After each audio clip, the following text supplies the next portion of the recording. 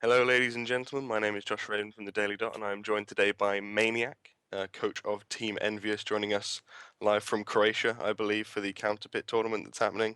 I think he's got to go to the venue in like 10 minutes, so we'll try and get this done pretty quick. But before we talk about Counterplay that is going to be happening, I think we do need to take a step back, looking at obviously what's happened with EnvyUs recently at IEM and the roster change. So we'll start with this roster change. Kiyoshima out, Devil in. And at first, I wanted to ask, it seemed like it was quite a quick decision made after IEM Katowice.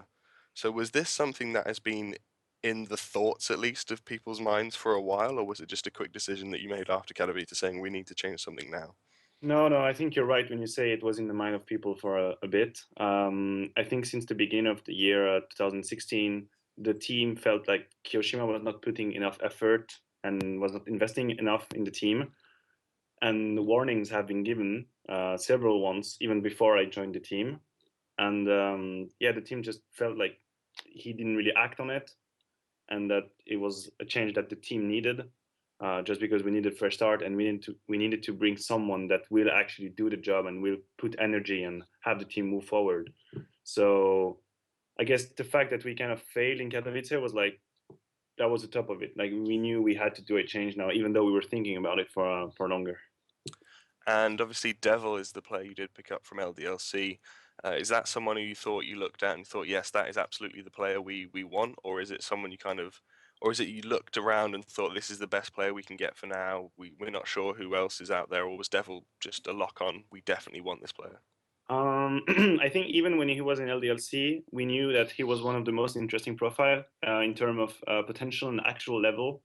He was clearly one of the best in LDLC back then, and we also knew already that he was a hard worker. He was one of the one really pushing LDLC forward and making a lot of efforts, giving a lot of efforts and energy to the team.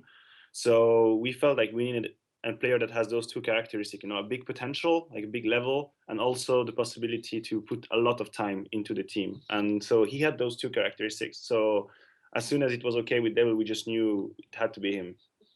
And do you think if you'd made this change before I am Katowice in a hypothetical world, do you think you would have had a different result, or were there kind of underlying problems in Katowice? Uh, I I don't really know. I think the team is aware that we've had other issues before the change of Kyo and Devil, and we still have to tackle them now. Obviously, we're kind of in a honeymoon period. When you bring a new member in, everybody's like super motivated, and everybody's doing the little plus effort that they wouldn't do normally. But we've had problems before that we still need to address now. And changing just before Katowice would just have like scrambled our game totally, because when you bring a new member, obviously you have to fill him in for all the tactics and CT roles and stuff. So I don't think it would have been a clever move, to be honest. I think we kind of we had the feeling that Katowice was gonna be complicated for us, and at some point I even think that it was necessary for us, to get a slap in the face and to make him realize, okay, we have a major coming, and if we just keep going like the way we did previously, this is gonna happen. This is what is gonna happen to us. We're gonna get destroyed. So at least it was like reality slapping us in the face, and I would rather have it happen in Katowice than in MLG soon. Yeah, well, obviously we kind of look forward to the MLG coming up. But first off, you are right now in Croatia for the Counterplay League. It's kind of, I guess, some of the teams that are there and attending the major won't be putting as much seriousness into this tournament. But do you think it's important for you guys now with a new player, Devil, to play a tournament like this with him before the major? Oh yeah, absolutely. I think there are multiple reasons for that. First, it's nice for Devil to have his first experience. Obviously, for him, it's gonna help him to like deal with the pressure, because he's willing to do a really nice job. He's willing to prove what he's worth, and that comes with a bit of pressure. So that kind of tournament can help him, like get his experience, get more comfortable with the players and our play style. And also for us, even though we maybe not gonna use all the tactics and all the like crazy moves we have, we still want to play this LAN as if it was a major in terms of how we should behave, how we should prepare the games, what mindset we need to have before the games. So for us, it's kind of a mini major. Like what we do here, we're gonna do it the same at the major. So now we have a new member. We have the occasion to not do the same mistakes we did before with Kyoshima, and this LAN is that will set the pace. That will set the pace of the rest of the season, basically. So we're just gonna take it extremely seriously.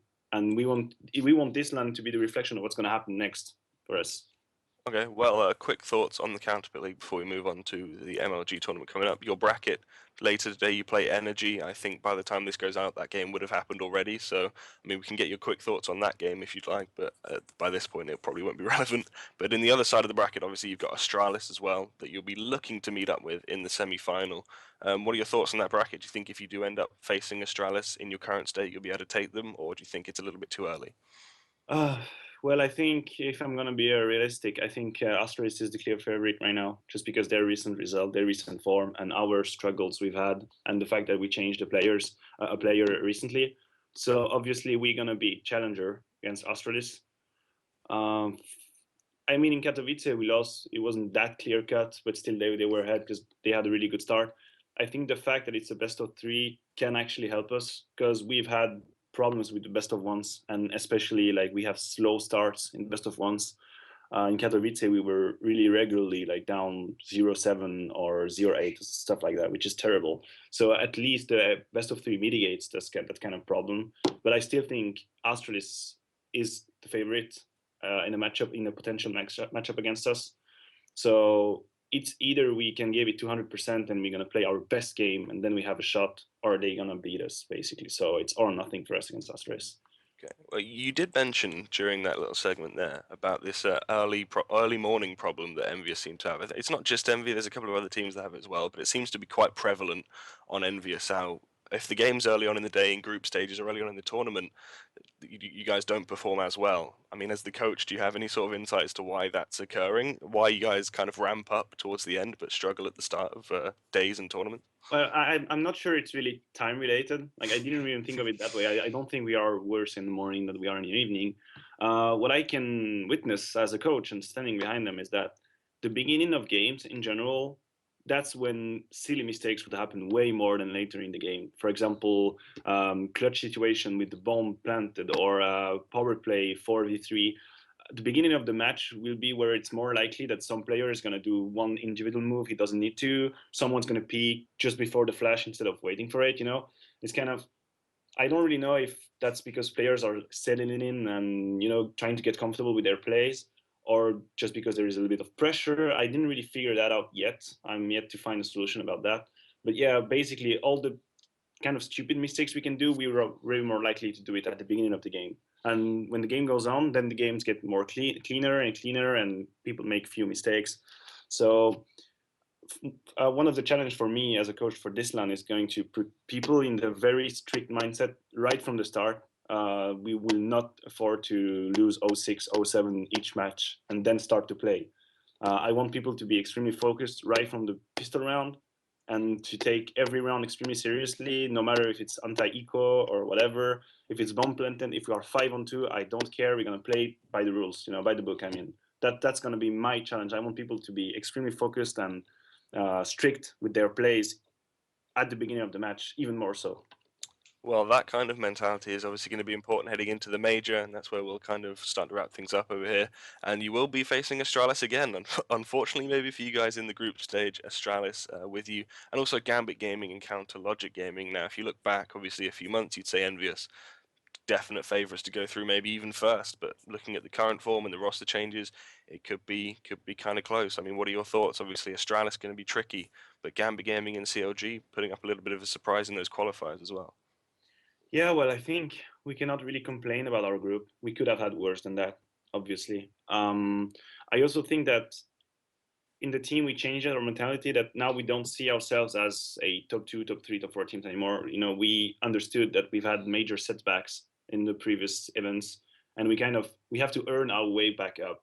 So we know that we have to play difficult matches if we want to go there. Astralis being one of them. So even though Astralis might still be a favorite, if we want to go back to where we were some months ago, or where they were some months ago before I joined, that also means that we have to beat Astralis. That's we have to do it. Now for Gambit, we've played them a few times online, practicing, and they are good. Like literally, they are good. That's just a fact. Like they play good Counter Strike. They have impressive individuals like Waylander. Like he was basically almost destroying us on himself on LAN. I mean on internet. So Yeah, I mean, it's a major. You cannot really expect to have easy matches in a major. I think that's a great thing. Now, we play CLG first match, if I'm not wrong. Am I right? You can maybe confirm me. I mean, I'm not sure. I haven't looked at the I actual no, schedule of it, I'm afraid.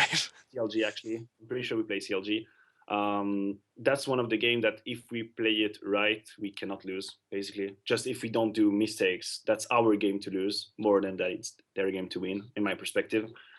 So yeah, we begin with CLG, and once again, the first match will set the pace. Like, if we can have a clean first match against CLG and not allow them to have like easy rounds because of our mistakes, then I think we have absolutely a fair shot at going to the playoffs. Because Gambit is also a team that, if both teams are full potential, 100% against 100%, we have to win Gambit. There's no discussion about that regarding our objectives. Now, Astralis is going to be more of a fight because you never know. I mean, it's a top team. But CLG and Gambit, if we play our A game, we have to win. So that's basically our games to lose, in my perspective. Okay, well, I know you have to head off soon, but I want to ask you one more question before you go. Is that I've asked this to a few people as well. Now that the major's gone up to a $1 million prize pool, obviously it's quadrupled now. It's worth so much more. Do you think this is more motivating to the players to try and succeed, and even for the teams to bring in more coaching staff like yourself? Because some teams obviously haven't had coaches in the past and analysts and things like that. Or do you think, in terms of the players, that the prize pool kind of means nothing and it's just they just want to win? No, I think it made a difference just because also, just in psychological way, 1 million is a big number. It's a hype. It creates something new that we were not really used to before. And also, I think it's very nice because of how other tournaments have gone higher with their prize pool. We've had this kind of vicious feeling that a major was just a big tournament with extra money on it on the side with a sticker. So, performing at the major was not that important enough because if you can make it to the playoff, then you're gonna be in the sticker for the next major. So you kind of you can relax and feel like, okay, I'm gonna have my money. I'm gonna have this money. So, and then on the side, you're gonna have game show. You're gonna have other tournaments with 200K and stuff. So the major was kind of losing its hype in my perspective. And now with this new prize pool, the major is the tournament. The majors will be the tournament that you have to perform. So I think it's a nice way to put it. And I hope that teams will bring more efforts and focus more on the majors. I really hope that. Now, if more teams are going to go coach and analyst, I don't really know that. Obviously that's their decisions. But yeah, I think that people will focus more on the majors now with the price pool change, and we will see how it goes, like in practical way. I don't know. Do you prefer it that way, having 3 or 4 massive tournaments a year, or do you think every tournament should be like a similar prize pool? I People are think quite divided on that. I think you can take. I always take the comparison with tennis. No, I think because I think the tennis circuit is like a good one that's working. Basically, you have those 4 Grand Chelem, which are really the biggest tournaments. They are a step ahead, but still the other tournaments matter. I don't think I would like to have majors with multiple millions, like 10 millions, 20 millions, whatever, so much that the other tournaments actually people don't care anymore about it because it's so ridiculously low compared to the majors. Actually, now with 1 million major, you can still have interest in other tournaments like EM Katowice, game show, Star Ladder, whatever it is. You have other tournaments that are still interesting that you still absolutely want to win. If the major has 10 millions, let's say a number, then what do you even care about coming to Counterplay League? What do you even care? You're not going to come. You're not going to show any tactics because there is this 10 million tournament coming. So I think 1 million is a good compromise. It's enough for the hype, and it's not so high that it kills the other tournaments. So I think that's why it's a clever move. The number is kind of okay to me. Okay, well, thank you very much for joining us, Maniac. I wish you and your team good luck today in the Counterpit League and, of course, in the next couple of weeks at the MLG Major.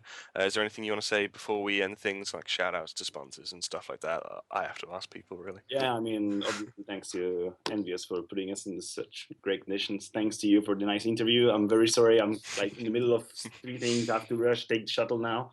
But still, thank you for the interview. Thank you for taking your time. And yeah, Cool. thanks Thank you for very much for joining watching. us.